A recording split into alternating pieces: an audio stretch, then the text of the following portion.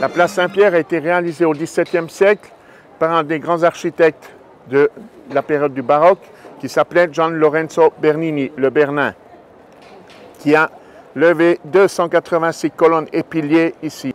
Sur les colonnes, on a 140 statues de saints et saintes de l'Église, martyrs, docteurs de l'Église, etc. Et tous ces statues sont identifiables, c'est-à-dire que le Bernin ne les a pas posées là comme ça à Casaccio, il les a identifiées et rapportées à des personnes ayant vécu.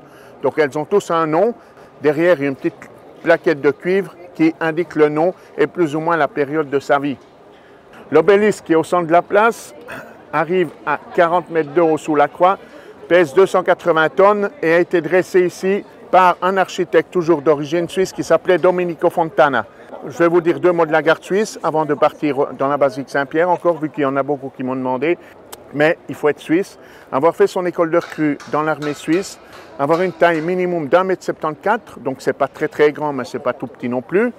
Ensuite, bien sûr, catholique, baptisé, confirmé.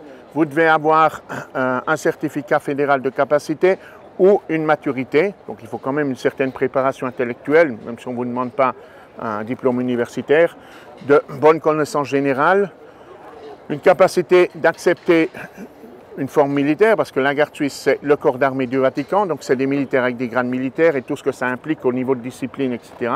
Donc il faut être capable d'accepter tout ça. Il y a des rentrées le soir, ils ne peuvent pas sortir comme ils veulent, ils ne peuvent pas être n'importe comment, il faut que les cheveux soient courts quand il y en a encore.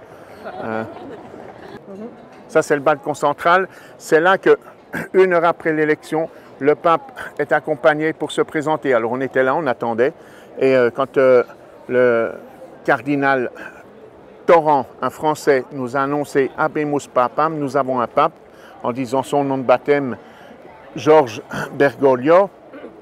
Tout le monde a été surpris parce qu'il n'était pas du tout dans les papabili. Pendant 5-10 secondes, il a regardé la foule et il a dit « Bonsoir ».